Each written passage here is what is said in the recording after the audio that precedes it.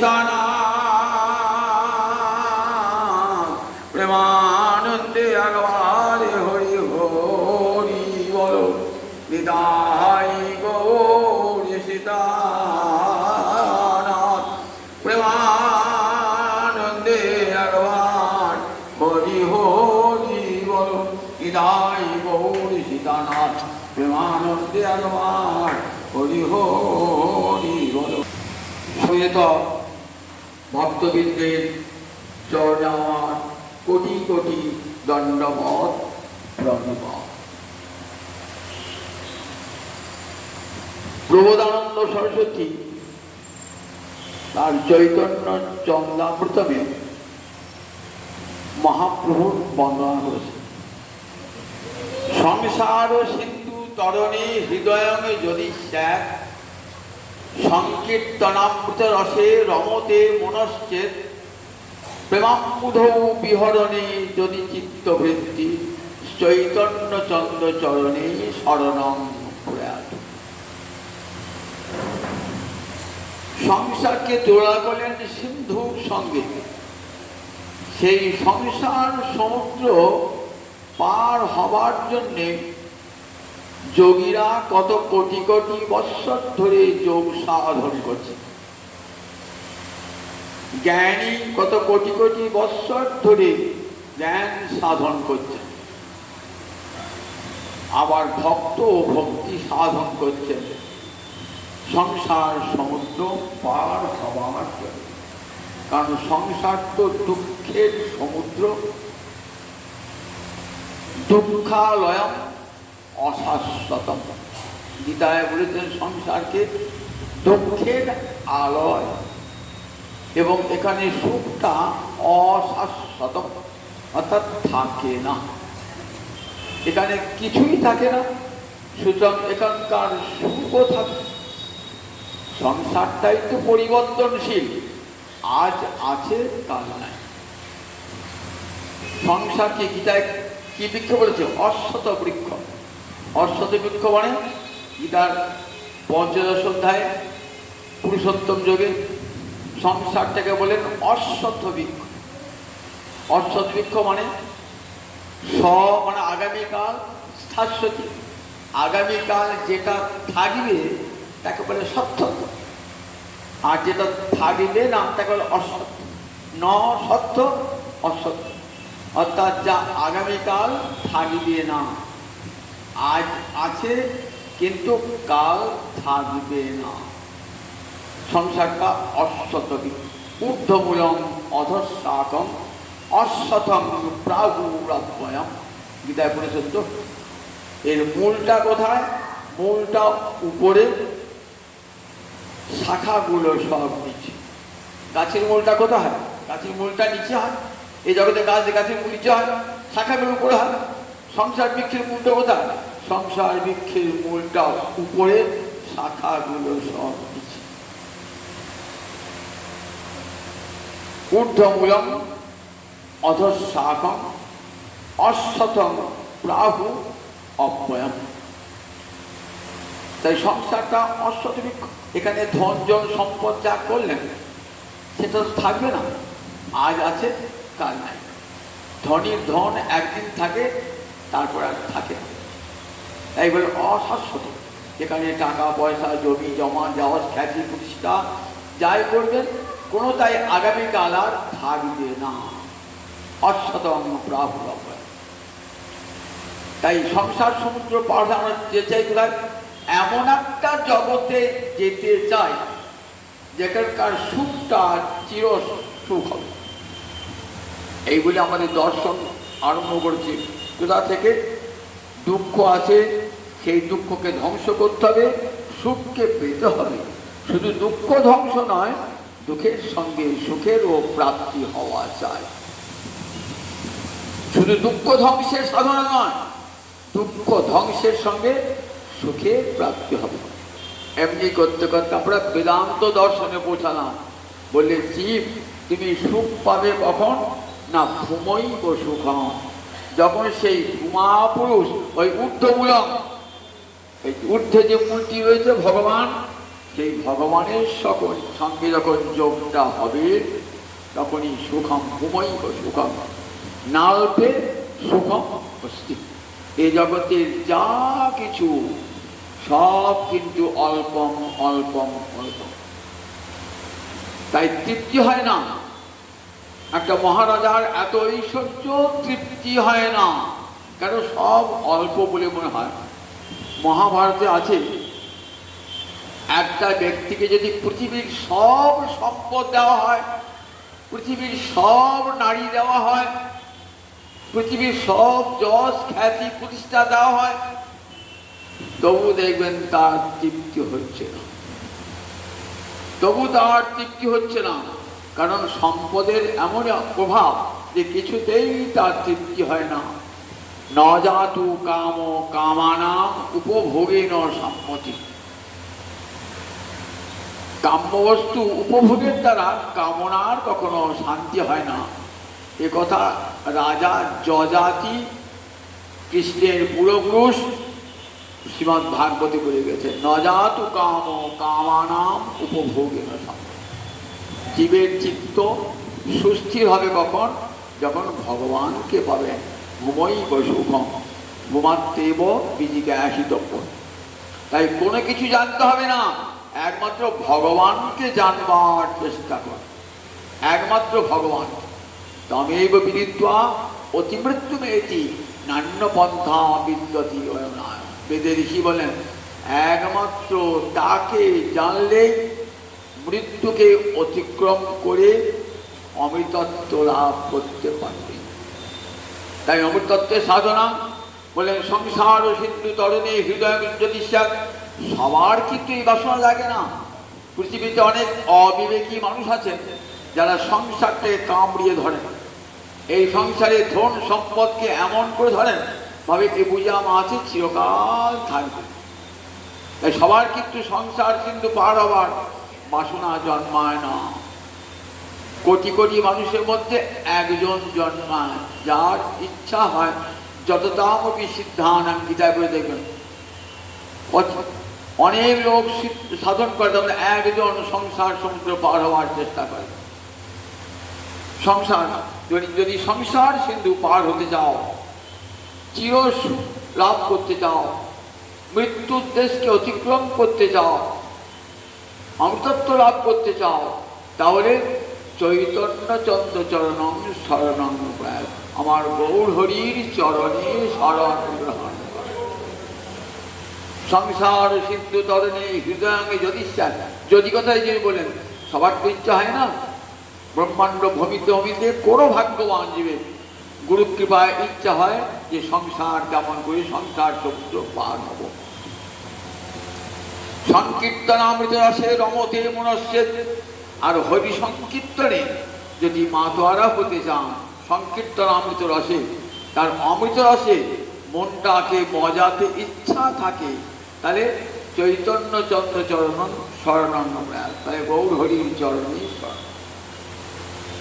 প্রেমাম্বুধ বিহরণে যদি চিত্ত বৃত্তি মুক্তির উপরে প্রেম সমুদ্রে যদি ভাসতে চাও, পরমানন্দে ভাসতে চাও, তাহলে গৌর হরির চরণকে আশ্রয়।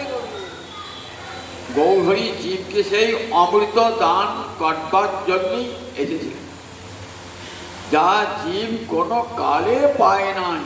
অনর্পিত চরিং চিরাত, সেই জিনিস দান করবার জন্য আমার মহাপ্রভু আবির্ভাব। 24 বছর বয়সে সন্ন্যাস গ্রহণ করে চলে গেলেন পুরী ধামে, যে পুরী ধাম পুরুষোত্তম ধাম, শ্রীক্ষেত্র, শ্রীদেবীর ক্ষেত্র। সেই পুরুষোত্তম ধামে চলে গেলেন, জগন্নাথ ক্ষেত্রে চলে গেলেন। কারণ ওই জগন্নাথটি রাধা রানীর প্রেমে জগন্নাথের ওই রকম বিকার। আর মহাপ্রভু এসেছেন রাধা ভাব কান্তি অঙ্গীকার করে, রাধারানীর ভাব রাধা রানীর কান্তি অঙ্গীকার করে গৌরাঙ্গকে এসেছেন। তাই যাবেন যদি পুরীতেই যাবেন, বৃন্দাবন যাবেন না, পুরীতেই যাবেন। কারণ রাধা রানীর প্রেমে গলা মূর্তি হলেন জগন্নাথ এবং বলরাম।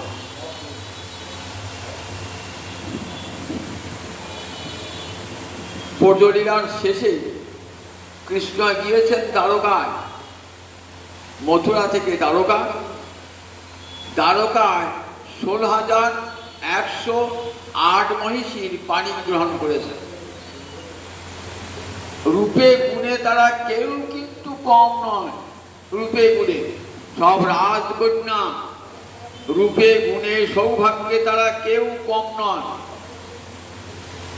গোবিন্দ তাদের সেবা গ্রহণ করেন, কিন্তু গোবিন্দের অন্তরে তৃপ্তি নাই। তাদের সেবা গ্রহণ করেও গোবিন্দের অন্তরে তৃপ্তি হয় না। সেখানে রুক্মিণী, সত্যভামা, মিত্রবিদ্যা, জাম্ববতী কত কত রয়েছেন, মহিষী রয়েছেন। তারা গোবিন্দকে নানাভাবে সুখী করতে চান, কিন্তু গোবিন্দ কি করেন? স্বপ্নের ঘোরে রাধে রাধে বলে ওঠেন। কখনো সত্য আমাকে ডাকতে গিয়ে বলেন রাধে, কখনো রুক্মিণীকে ডাকতে গিয়ে বলেন রাধে। অবাক হয়ে যান সবাই, কে রাধারানী, কে গো? সত্যভামা বলে ডাকেন না তো, রুক্মিণী বলে ডাকেন না তো, রাধারানীর নামটা স্বপ্ন হইয়াছে কি করে? মা রোহিণীকে জিজ্ঞাসা করলেন, মা বলবে, এর কারণ বলবে? মা রোহিণী বলেন, দেখ, ছেলের ভালোবাসার কথা মা কখনো বলতে পারে? মা হলেন বাৎসল্য রসের মূরতি, ছেলের মধুর রসের কথা মা কি বলতে পারে? মা তুমি ছাড়া তো কেউ জানে না, একমাত্র তুমিই জানো। তুমি তো বৃন্দাবনে ছিলে, তুমি একমাত্র জানো যে বৃন্দাবনের রাধারানী কেমন করে কৃষ্ণকে ভালোবাসত, বৃন্দাবন তার এত প্রিয় কেন। বৃন্দাবনের শ্রীরাম সুদাম, বৃন্দাবনের মা যশোদা, পিতা নন্দ, এখানে তো বসুদেব দেবকী রয়েছেন, কিন্তু এখানে তার খেলার সাথীও রয়েছেন, কিন্তু সেই শ্রীরাম সুদামের কথা ভুলতে পারেন না, মা যশোদা, পিতা নন্দের কথা ভুলতে পারেন না। বলো না মা। তা বললে, দেখ, বলতে পারি, একটা শর্ত। কি শর্ত? কৃষ্ণ বলরাম যেন শুনতে না পায়। বললেন ঠিক আছে মা। দ্বারকার সুধর্মার রাজসভা, সেই রাজসভায় বলরাম আপনি শ্রীকৃষ্ণ যান, উগ্রসেন রাজা, বলরাম যান, কৃষ্ণ যান। বলি যেদিন বলরাম আর কৃষ্ণ যখন থাকবেন না, রাজসভায় যাবেন, সেই সময় তিনি বলবেন। তারপরে ঠিক আছে, সেই সময় বলবেন। বিশাল একটি কক্ষ, যেখানে বসেছেন 16,108 মহিষী। তাহলে কত বড় জায়গা বুঝো? 16,108 মহিষী বসেছেন। মা রোহিণী বলবেন, বলছেন যদি কৃষ্ণ চলে আসে, যদি বলরাম চলে আসে, বলবেন শোনো মা, কোনো চিন্তা নাই, আমরা সুভদ্রাকে দ্বারে প্রহরী রূপে দান করে দিচ্ছি। যখনই কৃষ্ণ বলরাম আসবে, তুমি কথা বলা বন্ধ করে দেবে। সুভদ্রা, হ্যাঁ মা, তাই হোক, আমি দাঁড়িয়ে থাকবো দ্বারে, কৃষ্ণ তার দুই দাদাকে আসবো না। সুভদ্রা দ্বারে দাঁড়িয়ে আছেন। মা রোহিণী একবারে ব্রজের শৈশবকাল থেকে সব বলছেন কৃষ্ণের কথা, ননী চুরি থেকে আরম্ভ করে ভগবানের সব কথা, গোচারণ, ননী চুরি, সব কথা বলতে বলতে বলতে রাসলীলার কথায় পৌঁছিয়েছেন। যেই রাসলীলার কথা বলেছেন না, ভগবানের কেমন অপূর্ব বিকার দেখা দিয়েছে, তখন বলরাম আর শ্রীকৃষ্ণ সুধর্মা রাজসভা থেকে ছুটতে আসে। গীতায় ভাগবতী ভগবান বলেছেন না, নহি জানে স্মৃতে রাশি মনোমে কৃতি সঙ্গে ভাবে। যখনই রাসের কথা মনে পড়ে, তখনই আমার মন কেমন হয়ে যায়। রাসের দিনে ব্রজগোপীরা সর্বধর্ম পরিত্যাগ করে হে গোবিন্দ তোমার চরণে রইলাম করে চরণে পড়েছে। সেই রাসের কথা মনে পড়ে গেলে নহি জানি স্মৃতির রাশি মনমে কৃতি সঙ্গ ভাবে। রাসের স্মৃতি আমার অন্তরে উদিত হলে আমার মনটা কেমন হয়ে যায়। এতক্ষণ শৈশবকালের কথা বলছিলেন, গোছানোর কথা, চৌটির কথা, ননি খাওয়ার কথা বলছিলেন, তখন বিকার দেখা দেয় নাই। যখন ব্রজগোপীগণের কথা বলতে আরম্ভ করেছেন না, তখনই বলরাম আর কৃষ্ণ অন্তর্জামিত অন্তরে জানতে পেরেছেন আমাদের কথা। ভগবান কি করেছেন, যেখানে আমার আমি না হমে তিষ্ঠামি বৈকুণ্ঠে যোগীরাং হৃদয়ে নচ মদ ভক্তা যত্র গায়ন্তি তত্র তিষ্ঠামি নারদ। আমি বৈকুণ্ঠে থাকি না, আমি যোগীর হৃদয়ে থাকি না। কোথায় থাকো? মদ ভক্তা যত্র গায়ন্তি, আমার ভক্ত যেখানে আমার গুণ কীর্তন করে আমি সেইখানে যাই। তার যেখানে কীর্তন, তার যেখানে নাম, আর যেখানে ঝুলেছেন ভগবান, শুনছেন ভগবান তার কথা, নিজের কথা শোনায় ভগবানের কত বড় লাভ। যাগযজ্ঞ করে ঋষিরা কোন অনাদি অতীত কাল হতে আবির্ময় এধি এসো ভগবান, কেউ জানতে পারে কখন ভগবান এলেন কি না এলেন, কিন্তু যেই হরিকথার আসর বসল ভগবান ছুটে। কোথায় থাকেন? হৃদয় অন্তঃস্থমি, বলেন হৃদয় মাঝে যারা শুনছেন, ছিন্নতাং, যারা শুনছেন, যারা হরিকথা বসে বসে শুনছেন, সেই ছিন্নতাং, সেই শ্রবণকারীর হৃদয়ে প্রবেশ করেন ভগবান। দেখেছেন তো, যোগীর হৃদয়ে যায় না, জ্ঞানীর হৃদয়ে যায় না, কিন্তু ভক্ত যখন হরিকথা শুনতে বসল তখনই হৃদয় মাঝে সত্য আউটু, তাই না? শুনতে হবে না, আপনি মনে মনে ভেবেছেন আজ অমুকের বাড়িতে ভাগবত পাঠ হবে, আমি শুনতে যাব, মনে মনে ভেবেছেন। ঈশ্বর সত্য হৃদয়বরুদ্ধতে কৃতিভি শুশ্রূষুভি তৎক্ষণাৎ। ব্যাসদেব বলছেন এই ভাগবতের মহিমা কেমন জানো? বলছেন ঈশ্বর সত্য হৃদয়ে হৃদয় অবরুদ্ধতে। ভগবান শ্রীহরি সত্য মানে তৎক্ষণাৎ, কীর্তি মানে হৃদয়ে, অবরুদ্ধ অবরুদ্ধ হয়ে যান কাদের? কৃতিভি শুশ্রূষুভি, শুশ্রু মানে শ্রোতবিচ্ছু, যারা শুনতে ইচ্ছা করে।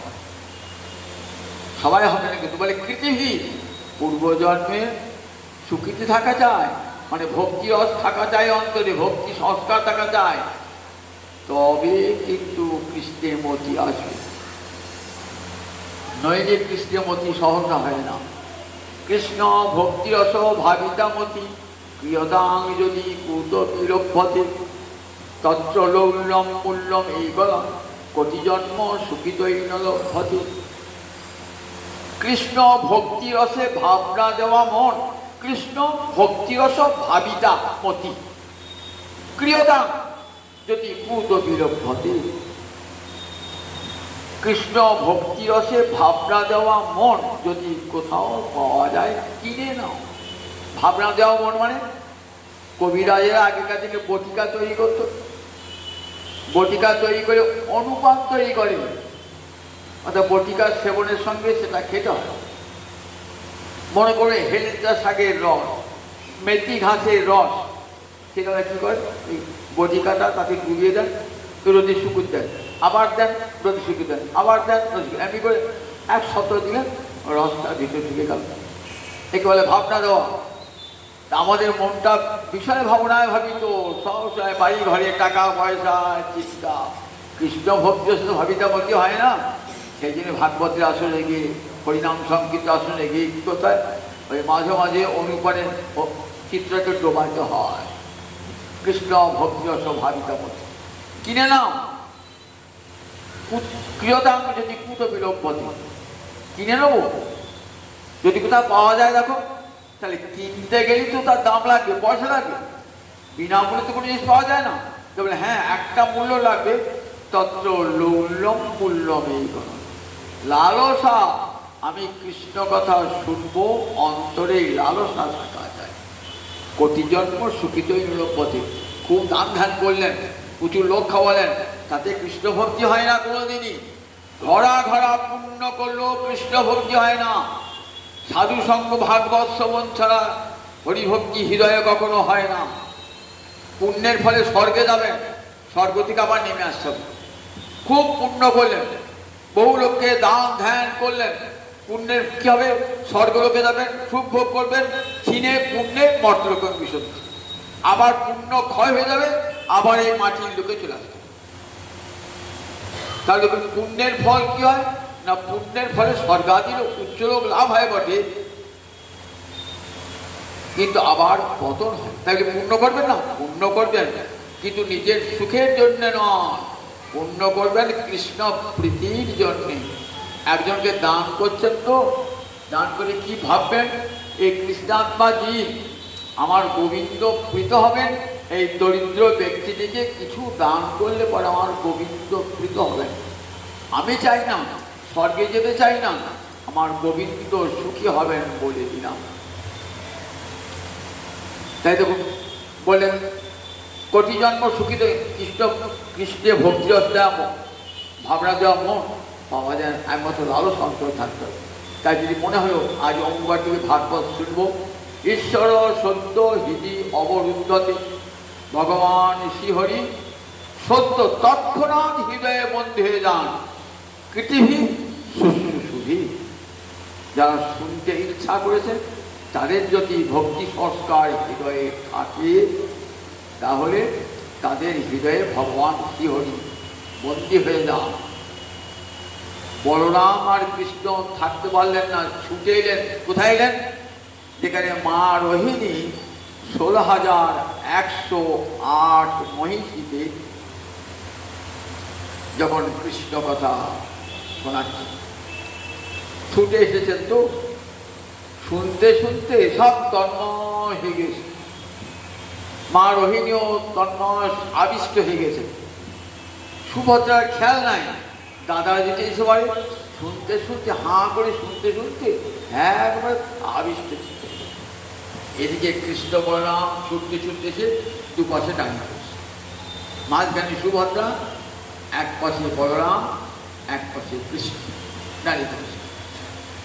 শুনতে শুনতে কেমন দেখুন, নিজের প্রেমের কথা শুনতে, রাধারানী ব্রজকবির প্রেমের কথা শুনতে বিকার প্রাপ্ত হয়েছেন। কেমন দেহ হয়ে গেল খর্বাকৃতি, হাত পা ঢুকে গেল, চোখগুলো বিস্ফারিত হয়ে গেল, বড় বড় হয়ে গেল। তিনজন রানী, বলরাম, সুভদ্রা, শ্রীকৃষ্ণ।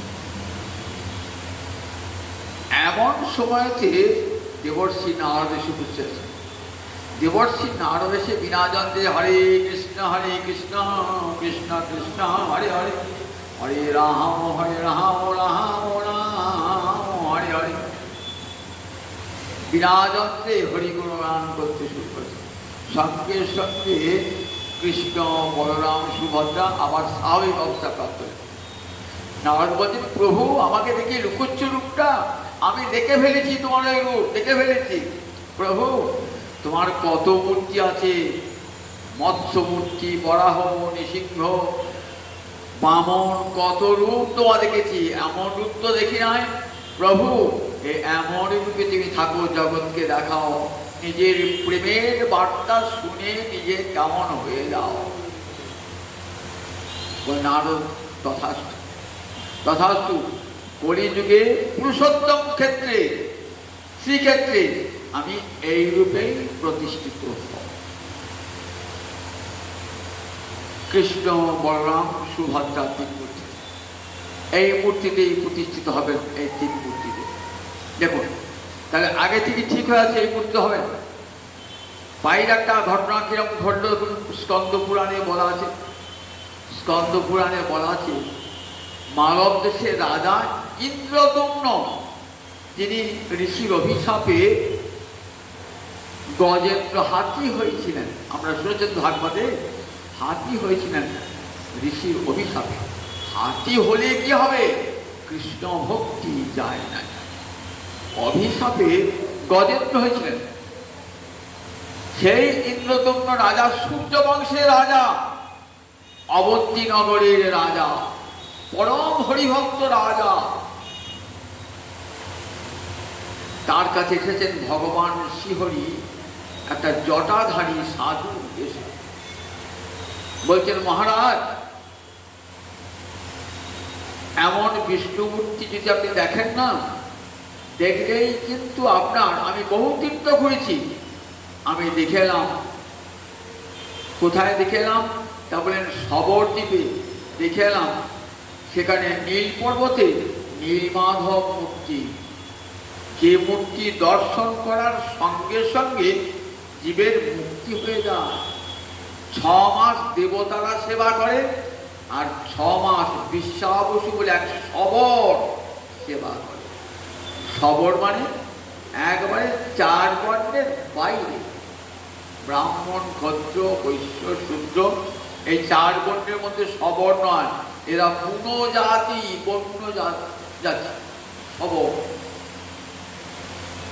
বিশ্বাবসু মানে বিশ্বাবসু নামে এক সবর 6 মাস সেবা করে, আর 6 মাস দেবতারা সেবা করে। পাশে আছে রোহিণী কুণ্ড, সেই রোহিণী কুণ্ডে স্নান করে যদি নীলমাধব দর্শন করেন, তাহলে আপনার সঙ্গে সঙ্গে মুক্তি হয়ে যাবে। রাজা তো বিস্মিত হয়ে বললেন, কি, কোথায় কাউকে নীলমাধবকে দেখা যাবে? বললেন, রাজা, আপনি আগে আপনার কোনো পরিচিত লোককে পাঠান, যিনি নীলমাধব দেখে আসবে, এসে আপনাকে সংবাদ দান করবে। রাজা তার পুরোহিত বিদ্যাপতির এক ব্রাহ্মণকে পাঠালেন।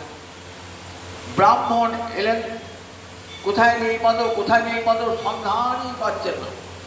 খুঁজতে খুঁজতে খুঁজতে খুঁজতে একটা দ্বীপ, সবর দ্বীপ, সেখানে উপস্থিত হলেন। যেখানে সেখানে এক বিশ্বাবসু নামে এক সবর, সেই একা থাকে, সে নীলমাধবের সেবা করে, সে হরি সংকীর্তন করছে। সেখানে কিছুদিন বসবাস করলেন। বসবাস করে সেই বিশ্বাবসু এক কন্যা ছিল, তার নাম ললিতা। ললিতার সঙ্গে এই বিদ্যাপতির একটা প্রণয়ের সম্পর্ক গড়ে উঠল। একদিন জিজ্ঞাসা করছেন ললিতাকে, তোমার বাবা সন্ধ্যার অধিক রাত্রিতে কোথায় যান এবং রাত্রির সেবার ফিরে আসেন? বলে, সেটি বলা যাবে না। বলবে না তুমি আমাকে? তুমি আমার বিবাহিতা স্ত্রী, আমাকে বলবে না? আমার কাছে তোমার কিছু গোপ্য থাকতে পারে? অনেক বলার পর বললেন, বাবা যান নীলমাধবের সেবা করতে। নীলমাধব দেখাবে আমাকে? বলেন, না, দেখাবো। তুমি দেখাবে না? তুমি স্ত্রী হয়েও আমাকে নীলমাধব দেখাতে সাহায্য করে, বাবাকে বলবে না? বলে, না, বাবা দেখাবে না। অনেক কষ্টে স্ত্রীকে রাজি করিয়ে স্ত্রী বললেন পিতা বিশ্বাবসীকে যে তোমার জামাতা নীলমাধব দর্শন করাতে চায়, তাকে নীলমাধব দর্শন করাবে। বলে, নীলমাধব দর্শন করাবো, কিন্তু চোখ বেঁধে নিয়ে যাব। বলে, তাই হয়। রাজাকে পথ দেখাবেন কেমন করে যে চোখ বেঁধে যান? সে কথা ললিতাকে বললেন। ললিতা বললেন, আমি তোমাকে কোচরে সরিষার বীজ দিচ্ছি, তুমি কোচরে বয়ে যাবে, বাবা যাবে আগে আগে, তুমি যাবে পিছনে পিছনে, সরিষার বীজ ছড়াতে ছড়াতে যাবে। গেলেন সেখানে। সেখানে নীলমাধব দর্শন, নীলমাধব মন্দিরে উঠেছেন, দেখছেন একটা কাক ওই রোহিণী কুণ্ডে পড়ল, অমৃতকূপে, সঙ্গে সঙ্গে বৈকুণ্ঠে চলে গেল। ওই রোহিণী কুণ্ডে স্নান করে নীলমাধব দর্শন করলেন, নীলমাধবের প্রসাদ গ্রহণ করলেন। প্রসাদ তো নয়, অমৃত। বলে, প্রসাদ এমন সুস্বাদু হয় কেমন করে? বলেন, দেবরাজ ইন্দ্র প্রতিদিন এসে সেবা লাগান নীলমাধবে, সেই স্বর্গের অমৃত প্রসাদ। সন্ধান পেয়ে গেলেন। এইবার বিদ্যাপতি এলেন রাজাকে সংবাদ দিতে, রাজা, নীলমাধবের দর্শন পেয়েছি। রাজা বলল, আমাকে নিয়ে চলেন নীলমাধব দর্শন করতে। এমন সময় দেবর্ষি নারদ এসছেন। বলেন, চলুন রাজা। মন্ত্রী রূপে রাজ্যের ভার দিয়ে রাজা চললেন নীলমাধব দর্শন করতে। সঙ্গে আছেন নারদ। ভুবনেশ্বরের কাছে এসেছেন, দেখলেন নানাবিধ দুর্লক্ষণ দেখা দিচ্ছে। বলে, কেন এমন হচ্ছে নারদ? মুনিবর বললেন, রাজা ভূমিকম্পে সব চাপা পড়ে গেছে, নীলমাধব বালুকা নিচে চলে গেছে, ওই নীলমাধব আপনাকে দর্শন দান করবেন না, তাই আমি এসেছি আপনাকে নিতে। আমাকে ব্রহ্মা পাঠিয়ে দিয়েছেন, তিনি আবার অন্য মূর্তিতে আবির্ভূত হবেন বলে। রাজা দুঃখ করবেন না। রাজা হতাশ হয়ে মূর্ছিত হয়ে পড়লেন। অনেকক্ষণ পর চৈতন্য ফিরলে বলে, রাজা আপনি দুঃখ করবেন না, আপনার হাতে সেবা গ্রহণ করবেন নীলমাধব, তবে এবার অন্য মূর্তিতে। কি মূর্তিতে আবির্ভূত হবেন? নারদ তো জানেন কোন মূর্তিতে ভগবান আসবেন, আগে তিনি দেখে গেছেন কেমন মূর্তি আসবেন। ওই বলরাম সুভদ্রা কৃষ্ণ মূর্তিতে আসবেন, সেই মূর্তি আসবেন। রাজা হতাশ হয়ে পড়েছেন, বলে হতাশ হবেন না। কিছু বিশাল এক বিশ্বকর্মা একটা বিশাল মন্দির নির্মাণ করে দিলেন। রাজা চলে গেলেন কোথায়? রাজাকে স্বপ্নদেশ দিলেন নীলমাধব যে আমি এবার অন্য মূর্তিতে আবির্ভূত হব। যেন সমুদ্রে একটা কাঠ ভাসতে ভাসতে আসবে, তাতে শঙ্খ চক্র গদা পদ্ম চিহ্ন থাকবে, আর সেই কাষ্ঠে নির্মিত হবে আমার মূর্তি। সমুদ্র ঘাটে বসে আছেন রাজা, কতদিন অপেক্ষা করছেন।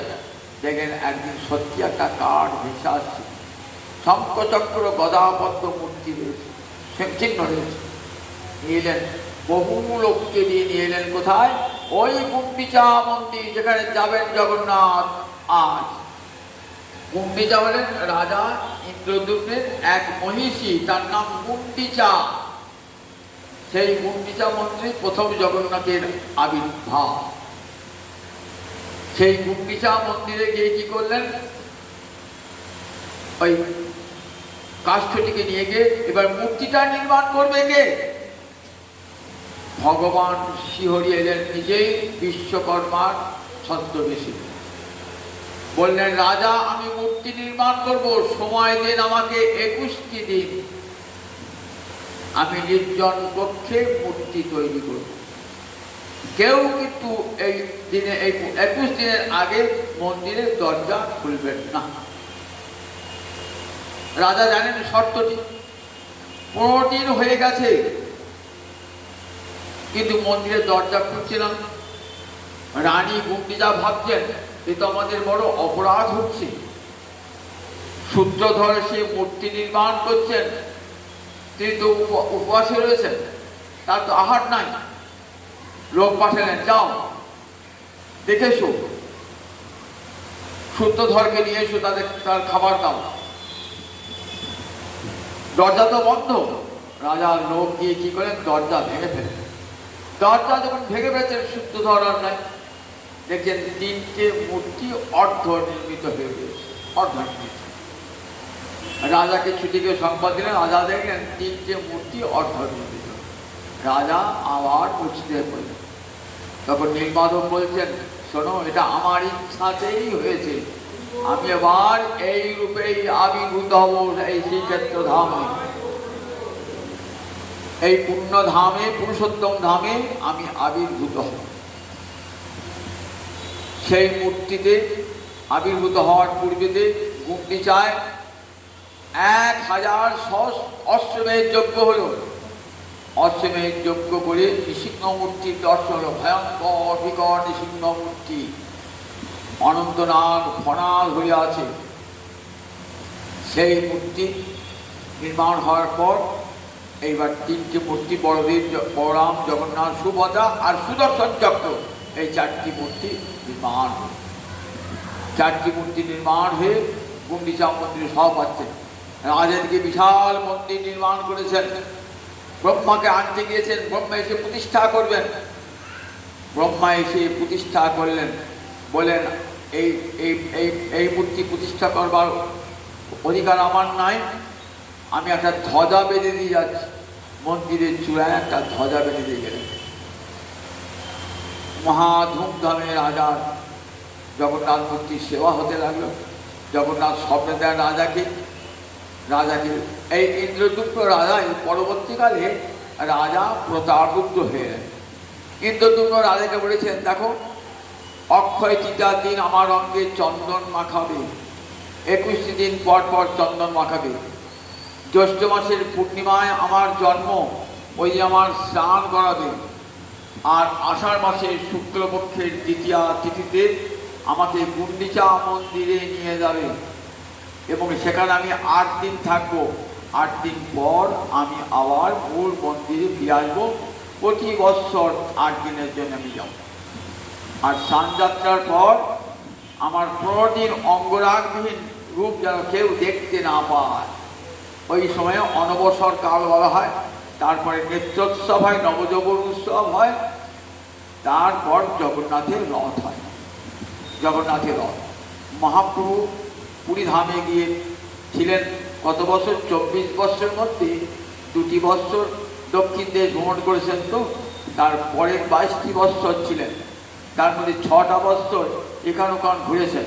শেষ 18টি বৎসর মহাপ্রভু ওই রয়ে গেলেন, পুরী ধামেতে রয়ে গেলেন।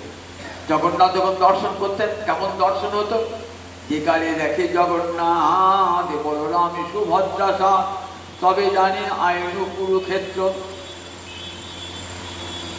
দেখিল পদ্ম লোচন, সফল হইল জীবন, জুড়াইল তনু মন নেত্র। দর্শন করছেন তো, দর্শকের খাচ্ছেন যে দেখেন বলরাম সুভদ্রা সা, তবে জানি আইন কুরুক্ষেত্র। কৃষ্ণকে যখন দেখছেন সঙ্গে আছে বলরাম আর সুভদ্রা। বলরাম তো বুঝেছিলেন, সুভদ্রা তো বুঝেছিলেন না। তখন ভাবছেন আমি কোথায় এসেছিলাম? কুরুক্ষেত্রে। কুরুক্ষেত্রে শ্রীকৃষ্ণ মথুরা থেকে দ্বারকা যাওয়ার পর মথুরা থেকে একবার মাত্র পাঠিয়েছিলেন উদ্ধবকে, বৃন্দাবনের সাংবাদিকে। তারপরে আর কোনো যোগাযোগ নাই। কুরুক্ষেত্রে সূর্যগ্রহণ উপলক্ষে ভারতবর্ষে সব রাজ্যের অধিবাসীরা এসে হাজির হয়েছে। সেই সময় ব্রজের গোপীরাও দিয়েছেন। তারা কোনো পুণ্যকর্ম করবার জন্য নয়, তারা একবার গোপালকে চোখে দেখবার জন্য, গোবিন্দকে দেখবার জন্য গিয়েছেন। কারা গিয়েছেন? শ্রীরাম সুদাম সখা গিয়েছেন, নন্দ মহারাজ যশোদা গিয়েছেন, মা যশোদা গিয়েছেন, নন্দ মহারাজ গিয়েছেন, ব্রজে সব গোপীরা গিয়েছেন। আর সেই অবস্থায় রাধানী কৃষ্ণকে দর্শন করেছেন। দর্শন করে কি বলছেন? বলছেন রাধানী কাঁদছেন। তো কাঁদছে কেন রাধানী? দেখো, এই তো সেই তুমি সেই আমি, সে নব সঙ্গম। বলছেন ঠিকই, সেই তুমি সেই আমি, সে নব সঙ্গম। তথাপি আমার মন হরে বৃন্দাবন, অন্যের হৃদয় মোহন, আমার মন বৃন্দাবন, মনে মনে এক পরিমাণী। তাহা তোমার পদদ্বয়ে করা হইতে উদয়, তবে তোমার পূর্ণ কৃপা মানি। একবার বলে ফিরে চল ওহে ব্রজেশ্বর ব্রজ জীবন, একবার বলে ফিরে চল হে। এই তো আমাকে দেখছো, বলে তোমার যে অন্য বেশ, অন্য সঙ্গ, অন্য দেশ, ব্রজজনে কহু নাহি ভাই। এখানে রথ, হাতি, ঘোড়া, কত লোক, তোর সঙ্গে কত বাইক বর্তমান রয়েছে। আমি তোমাকে এই মূর্তি দেখতে চাই না। গোপিয়া কৃষ্ণকে কোন মধ্যে দেখছেন? শ্যাম সুন্দর সিকি বিচ্ছ গুঞ্জা বিভূষণ, গোপবেশ ত্রিভঙ্গিম মুরলী বদন। ইহা ছাড়ি কৃষ্ণ যদি হয় অন্যাকার, গোপিকার ভাবনা যায় নিকট তাহার। গোপীরা কেমনকে কৃষ্ণকে দেখেন? শ্যাম সুন্দর মূর্তি, মাথায় ময়ূরের পাখা, গুঞ্জার ফলের মালা, গুঞ্জা ফুলের মালা, শ্যাম সুন্দর সিকি বিচ্ছ গুঞ্জা বিভীষণ, গোপবেশ, হাতে লাঠি, গৌরচরণ পাশক, গৌরচরণ যেন বেত্র। এই মূর্তি তারা দর্শন করেন ভগবান। ত্রিভঙ্গিম মুরলী বদন, হাতে মোহন মুরলী, ত্রিভঙ্গ ভঙ্গিমহে যমুনা তুলে নিপহ মুখে দাঁড়াবেন। ইহা ছাড়ি কৃষ্ণ যদি হয় অন্যাকার, গোপিকার ভাবনা যায় নিকট তাহার। কৃষ্ণ যদি অন্য মূর্তি দেখাতেন না, নারায়ণ মূর্তিতে, গোপীরা কি করেন? নারায়ণকে ভগবান মূর্তিতে প্রণাম করেন। গোবর্ধনে রাস হচ্ছে, রাসের পর গোবিন্দ রাসমণ্ডল ত্যাগ করে গিয়েছেন, তো ত্যাগ করে একটা গোবর্ধন একটা গুহায় লুকিয়ে আছে, নারায়ণ মূর্তি ধারণ করেছেন। গোপীরা কাঁদতে কাঁদতে যাচ্ছেন কৃষ্ণ দর্শনে আসা, দূর থেকে দেখছেন ওই তো বোধহয় কৃষ্ণ নীল অঙ্গি ছটাটা আসছে, তো ওই শ্যামসুন্দর, ওই শ্যামসুন্দর। তখন যাচ্ছেন গোপীরা গেলেন, না না না, এ তো নারায়ণ মূর্তি। প্রণাম করছেন, নারায়ণ তো আমাদের কুল দেবতা, হে নারায়ণ আমাদের যেন কৃষ্ণ সঙ্গ লাভ হয় বলে প্রণাম করে যাচ্ছে এক এক সব গোপীরা। এবার রাধারানী যাচ্ছেন, শেষে কাঁদতে কাঁদতে রাধারানী যাচ্ছেন। গোবিন্দ ভাবছে রাধারানীকে তো এই মূর্তি দেখাই নাই, দেখাও বাবা, শঙ্খ চক্র গদা পদ্ম মূর্তি একবার দেখাও। রাধারানী যত কাছে যাচ্ছেন না, সঙ্গে সঙ্গে দুটো হাত ঢুকে পড়ছে। সব কোথায় শঙ্খ চক্র গদা পদ্ম, কেমন হয়ে গেলাম ত্রিভঙ্গ ভঙ্গিম হাতের মোহন মুরলী দাঁড়ায়। কবিরাজ গোস্বামী পাঠ বলছে, দেখো শিরাধার মহাভাবের এই অচিন্ত স্বভাব, যে কৃষ্ণের করাইল দ্বিভুজ স্বভাব। রাধারানীর মহাভাবের অচিন্ত প্রভাব, যে কৃষ্ণের করাইল দ্বিভুজ স্বভাব। রাধারানীর কাছে কিন্তু যখন রাধারানীর কাছে আর গোবিন্দ ওই চতুর্ভুজের মধ্যে থাকতে হবে না। এই গোপিকারা কখনো গোবিন্দকে ওই মূর্তি দেখতে চায় না, সেই মূর্তি দেখবো। চলো তোমার যে অন্য বেশ, অন্য সঙ্গ, অন্য দেশ, প্রয়োজনে কহু নাহি হয়। মহাপ্রভু ঠিক আমার এমনি করে দর্শন করতেন। যখন জগন্নাথ দর্শন করতেন না, তখন কি মনে হতো, মনে হতো বোধহয় কুরুক্ষেত্রে এসে পরক্ষণে আবার দেখতেন। কি দেখতেন? গোপবেশে দাঁড়িয়ে আছে, ভুজে সব্যে বেনু শিরসে শিখি পুচ্ছ, কোটি তটে দুকুরং নেত্রান্তে সহচর কটাক্ষঞ্চ বিরাজতে, সদা শ্রীমদ বৃন্দাবন বসতি লীলা পরিচয়, জগন্নাথ স্বামী নয়ন পথগামী ভবতুয়ে। কি দেখছেন? ভুজে সব্যে, বাম হাতে ভুজে সব্যে বেনু, বাম হাতে মুরলী, ভুজে সব্যে বেনু শিরসি শিখি বিচ্ছং, মাথায় ময়ূরের বানা, কটিতটে দুকুরং পিতবসন, কটিতটে দুকুরং নেত্রান্তে সহচর কটাক্ষঞ্চ, নয়নখানি বাঁকানো, তরল নয়নে তেরছ চাহনি বিষম কুসুম, তরল নয়নে তেরছ চাহনি বিষম কুসুম। তরল মানে চঞ্চল নয়নে, কেমন করে বাঁকা দৃষ্টিতে তাকিয়ে আছেন ব্রজ গোপীর দিকে, যেন ফুলবান নিক্ষেপ করছেন বিষম কুসুম। আমার সুন্দর অধরে মধুর মুরলী, হাসিয়া কথাটি কয়। হাতে মোহন মুরলী, রাধা রাধা নামে বাঁশি বাজছে। এই মূর্তিতেই তো গোপীরা দেখেন আমার মহাপ্রভু দেখছেন। ভুজে সব্যে বেনু শিরসে শিখি বিচ্ছং, কোটি তটে দুকুরং নেত্রান্তে সহচর কটাক্ষঞ্চ বিরাজতে, সদা শ্রীমদ বৃন্দাবন বসতি লীলা পরিচয়, জগন্নাথ স্বামী নয়ন পথগামী ভবতুমে। যখন দেখছেন চিরবিরহের জ্বালা, গরুর স্তম্ভের তলে আছে এক নিম্ন খালে, সে খাল ভরিল অশ্রু জলে। গরুর স্তম্ভের বাঁহাতটি দিয়ে মহাপ্রভু নয়ন জলে ভাসছেন। চলো প্রভু, বুঝে ফিরে চলো, তোমাকে পুজো ছাড়া যে মানায় না, এই কুরুক্ষেত্রে তোমায় মানায় না। এখানে হাতি, রথ, ঘোড়া, রাজবেশ, এই মূর্তিতে দেখতে চাই না। ওই শ্যাম সুন্দর শিখি বিচ্ছ পঞ্জা বিভূষণ, গোপবেশ ত্রিভঙ্গিম মুরলী বদন। টস টস টস টস করে মহাপ্রভু রাধা ভাব এসেছেন, তো যারা রাধানী কৃষ্ণ দর্শন করছেন কুরুক্ষেত্রে দর্শন হতো, টস টস টস করে চোখে জল করত। রথের দিনে জগন্নাথ যাচ্ছেন কোথায়? রথের দিনে আজকে যাচ্ছেন কোথায়?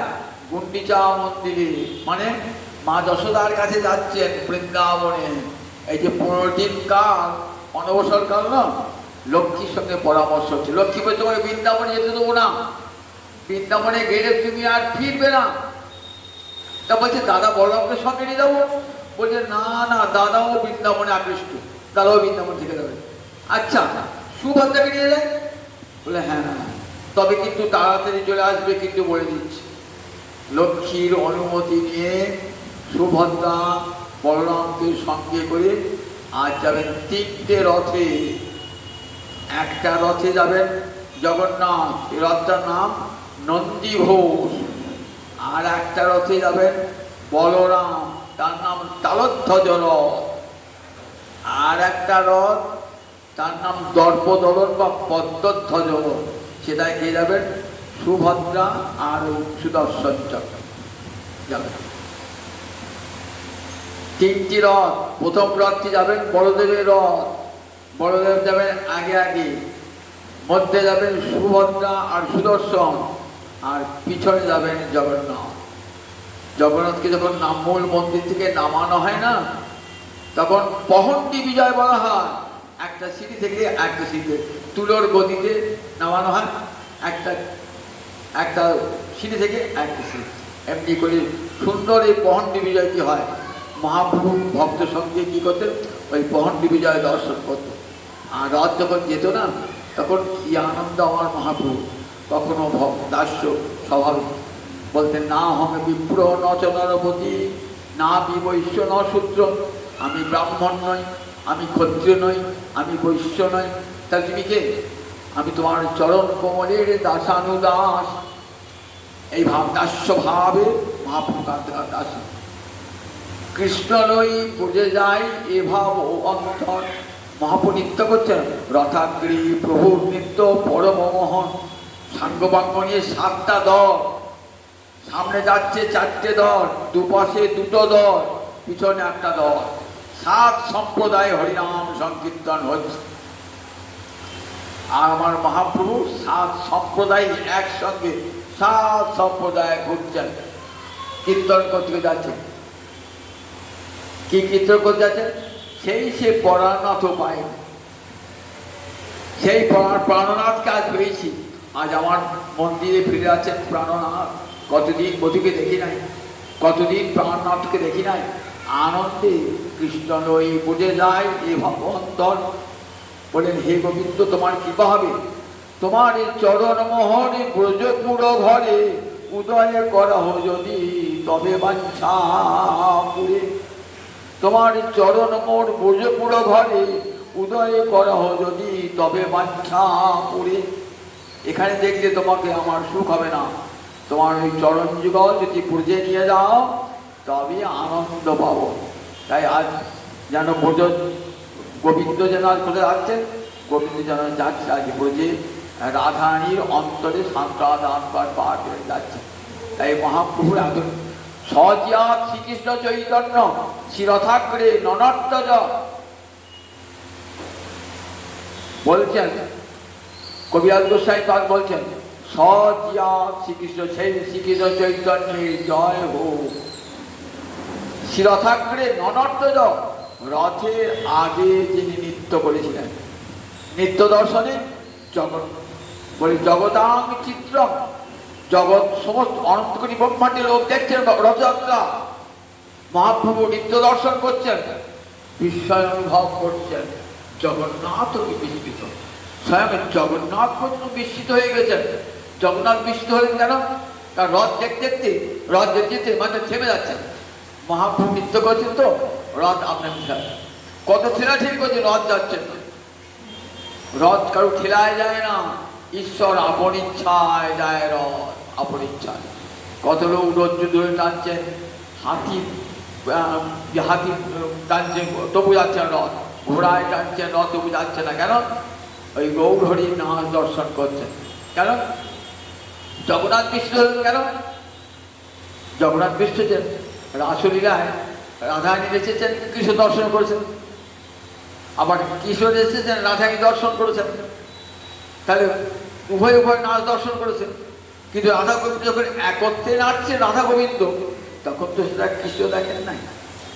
দুজন একসঙ্গে নাচছেন, এটা তো কিছু দেখতে পায় না। পৃথক পৃথক যখন নাচ হয়েছে, কৃষ্ণ এসেছেন দেখেছেন, রাধারানী এসে দেখেছেন, কিন্তু একসঙ্গে যুগলের নাচ। আর জগন্নাথ দেখছেন একসঙ্গে রাধা গোবিন্দ নৃত্য করছে একসঙ্গে। তাই জগন্নাথ বিস্মিত, রথ মাঝে মাঝে থেমে যাচ্ছে। রথ যাচ্ছে কোথায় কোথায় যাবে? গুন্ডিচা মন্দিরে, বৃন্দাবন যাচ্ছে, নীলাচল থেকে সুন্দরাচল যাচ্ছে, অর্থাৎ দ্বারকা থেকে বৃন্দাবন, ঐশ্বর্যের ভূমি থেকে মাধুর্যের ভূমিতে যাচ্ছেন। শহর থেকে গ্রামে যাচ্ছেন, গুন্ডিচাকে গ্রাম সেখানে যাচ্ছেন। শহরে থাকতে আর ভালো লাগছে না, একবার যাচ্ছেন বৃন্দাবন, কুরুক্ষেত্রে যুদ্ধের শহর, সেখানে কত রথ রথ সব কিছু আছে, আর কত গাড়ি ঘোড়া আছে। আর বৃন্দাবনে গরুর গাড়ি, সেখানে কত শত শত ফুলের বাহার, ময়ূর ময়ূরী, সুখ শাড়ি, যমুনা বইছে, গোবর্ধন আছে, আর তো কিছু নাই। এত আনন্দ সেখানে আমার গোবিন্দে। তাই চলেছেন গোবিন্দ আর গৌরহরি, সে রাধারানী ভাব নিয়ে যাচ্ছে। রথ এসে কোথায় থামবে? বলগণ্ডী স্থানে রথ এসে থামবে। সাত সম্প্রদায় কীর্তন করতে করতে রথ এসেছে বলগণ্ডী স্থানে। এইখানে কি হয়? এইখানে জগন্নাথের ভোগ হয় একটা, এই উপবন আছে, এখানে জগন্নাথ এক মাসির বাড়ি, সেখানে মাসির বাড়ি ওই ইন্দ্রদ্যুম্ন রাজার মহিষ, সেখানে জগন্নাথ একটা ভোগ হবে। সব নৃত্য করতে করতে মহাপ্রভু ক্লান্ত হয়েছেন, তো ক্লান্ত হয়ে একটি বৃক্ষের বেদি ছিঁড়ে আছে। রাজা প্রতাপরুদ্রকে কৃপা করবেন। রাজা প্রতাপ কত কারো মহাপ্রভুকে নিজের বাড়ি নিয়ে যেতে পারেন না, বলতে ও নাম কি করো না, আমি রাজবাড়িতে যাব না, আমি সন্ন্যাসী, রাজবাড়িতে গেলে আমাকে কি বলবে? শুক্রবস্ত্রে বসি বিন্দু কইছে না জুয়ায়, দেখো কইছে না লুকায়, দেখো সন্ন্যাসীর অল্প চিত্র সর্বলোকে গায়, শুক্রবস্ত্রে বসি বিন্দু জয়ছে না লুকায়। সন্ন্যাসী যেটা সামান্য দোষ খুঁজে পায়, লোকে সেটা বড় করে বলে। সাদা কাপড়ে যদি কালির দাগ লাগে সেটা স্পষ্ট দেখা যায়। দেখো রাজা রাজা পরম ভাগবত, পরম ভক্ত রাজা, বিষয় হলো বলে না, ওই এক রাজা নাম তাকে মলিন করেছে। শাস্তি কি বলে জানো? বিষয়ীর অন্ন খাইলে মলিন হয় মন, মলিন চিত্তেতে না হয় শ্রীকৃষ্ণ স্মরণ। সুতরাং রাজবাড়িতে আমি যাবো না। রাজা ভাবছেন তাহলে আমাকে কৃপা করবে না প্রভু? জগতের সকলকে কৃপা করলে আমাকে কৃপা করবে না? পণ্ডিত সার্বভৌম বলেছেন, কোনো চিন্তা করো না, তুমি যখন সোনার ছাঁটা দিয়ে রথের আগে আগে যখন সোনার রাস্তা পরিষ্কার করেছো না, তখনই মহাপ্রভু মন বিগলিত হয়েছে তোমার প্রতি। তোমাকে ঠিক সময় তোমাকে কৃপা পেয়ে এলো। এই সময় শুয়ে আছেন তো, আর পায়ের আঙ্গুল দুটি নড়ছে। সার্বভৌম দেখো গোবিন্দের চরণ বড় করুণাময়, বদন করুণাময় না হলেও চরণ বড় করুণ ডাকছে। রাজবেশ পরিত্যাগ করে দিন কাঙাল বেশে যাও, আর ভাগবতের শ্লোক বলতে বলতে যাও। তব কথামৃতং দপ্ত জীবন কবি বিনীতং কল্পসাপহং শ্রবণ মঙ্গলং শ্রীমদাততং ভূমি বিনন্তি যে ভূরিদা জনা। ভাগবতী কবি গীতি। তব কথা, তোমার কথা অমৃত তুল্য। তাপিত জনের সংসার তাপিয়ে জ্বালায় জ্বালায় জ্বলে পড়ে মরছে জীবন না। তব কথা অমৃতং তপ্ত জীব কবি ভিজিতং। ব্যাস বাল্মীকি সমস্ত ঋষিরা তোমার গুণকথা সর্বত্র বর্ণনা করেছে। কল্পসাপহং, তোমার কথা যারা একবার কান পেতে শোনে বা বলে, তাদের সমস্ত কর্ম অনন্ত কোটি পাপ নষ্ট হয়ে যায়। শ্রবণ মঙ্গলম, কৃষ্ণ কথা শুনলেই মঙ্গল। শ্রবণ মঙ্গলম শ্রীমৎ, তোমার কথার মধ্যে শ্রী লুকিয়ে আছে। যেখানে তোমার কথা সেখানে লক্ষ্মী দেবী বিরাজ করেন সর্বত্র, সেখানে লক্ষ্মী বিরাজ করতে। যেখানে হরিকথা কৃষ্ণ কথা সেখানে লক্ষ্মী দেবী বিরাজ করেন। শ্রীমদ আততম, তোমার কথা সর্বত্র ছড়িয়ে রয়েছে, রামায়ণে, মহাভারতে, ভাগবতে, সমস্ত পুরাণে। আর সেই কথা যারা বলে বেড়ায় জগতে, ব্যাস, শুক, নারদ, প্রহ্লাদ বলে বেরিয়েছেন, তারা পুরীদা জনা, জগতে তাদের মতন দাতা আর কেউ নাই। এই শ্লোক উচ্চারণ করতে যাচ্ছেন তো মহাপুরুষ আছেন, তো মহাপুর চরণটাকে টিপছেন, সম্ভাবন করছেন, আর শ্লোকটাও আছে। বলছি, কে তুমি এসে আমাকে অমৃত এই লীলামৃত পান করালে? তুমি মরে দিলে অমূল বহু, তুমি দিলে মরে বহু অমূল্য রতন, মোর কিছু দিতে নাহি করিয়া লিঙ্গন। আমাকে অনেক দিয়েছ, এমন কথা কবি কিন্তু শুনেছো, আমার তো দেওয়ার কিছু নাই, আমি তোমাকে আলিঙ্গন দান করলাম। সরভুজ মূর্তি দর্শন করে রাজা প্রতাপরুদ্রকে,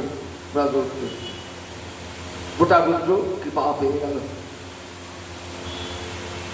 যেদিন গেলেন গুন্ডিচা মন্দিরে, আজ কিন্তু রাত্রি গুন্ডিচা মন্দিরে উঠবেন না, আজ সারাদিন ওই মন্দিরের বাইরে থাকবেন। কাল সন্ধ্যাবেলায় আবার পহন্ডি বিজয়া হবে, আবার ওই বলরাম জগন্নাথ সুভদ্রাকে ওই গুন্ডিচা মন্দিরে রাখা হবে। এই কদিন আমার মহাপ্রভু থাকতেন আর কাঁদতেন, বহুদিন পরে বধুমায়ে দেখা না হইত পরানো গেলে। রাধাই যেমন কেঁদেছিলেন, কৃষ্ণ বিরহে কাঁদছিলেন, স্বপ্নে দেখছেন কৃষ্ণ যে দাঁড়িয়েছেন। এ থেকে সহিল অবলা বলে ফাটিয়া যাইত পাষাণ হলে। বলো বলো তোমার কুশল বলো, এই দুঃখিনীর দিন দুঃখেতে গেল। তোমার কুশলে কুশল মানি, আমি এসব দুঃখ কিছু না গণি। এমনি করে আমার মহাপ্রভু নয়ন জলে ভাবছেন আর গুন্ডিচা মন্দিরে কীর্তন করে। এই কদিন মহাপ্রভু আর গুন্ডিচা মন্দিরে, তারপর উল্টো রথের দিন 8টি দিন থাকবেন, নবমীর দিন আবার চলে আসবেন। একাদশীর দিন ঘুরবেন না, বাইরেই থাকবেন, অদর্পণা ভোগ হবে। দ্বাদশীর দিন লক্ষ্মীর মান ভাঙাতে হবে। দ্বাদশীর দিন লক্ষ্মী, দেরি করলে কেন?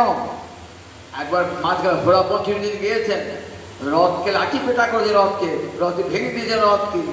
জগন্নাথের পরিবারকে ধরে নিয়ে এসছেন, ভয়ঙ্কর অভিমানিনী দিয়ে বলছেন না, তো আমি ঢুকতে পারো, তুই বৃন্দাবনে যাও। এখানে এলে কেন? বৃন্দাবনে যাও, বৃন্দাবন তো ঢুকতে দেবো না। বলরামকে ঢুকিয়েছেন, সুভদ্রাকে দরজা বন্ধ করে দিয়েছেন, দরজা বন্ধ করেছেন, কিছু দেবেন না। একাদশী দিন বলবেন আমার সব বাইরেই থাকবেন। দ্বাদশীর দিন বলরামকে সুভদ্রাকে ঢুকিয়ে দিলেন। তারপরে লক্ষ্মীর মান ভাঙাবার জন্য কী করতে হবে? এই গৌড় দেশে রসগোল্লা যাবে, রসগোল্লা জগন্নাথের মুখে ঠিকিয়ে খাওয়াবেন লক্ষ্মীকে। লক্ষ্মীর মান ভাঙবে, লক্ষ্মী দরজা ফেলে দেবেন, আবার মূল মন্দিরে জগন্নাথ প্রবেশ করবেন। জগন্নাথ জয় জয় জয় জয় জয়। দ্বাদশ দিন জগন্নাথকে খাওয়াবেন, রসগোল্লা খাওয়াবেন, তবে লক্ষ্মী দেবীর মান ভাঙবে, নইলে জগন্নাথ বাইরে দাঁড়িয়ে থাকবে। জয় জয় জয় জয়।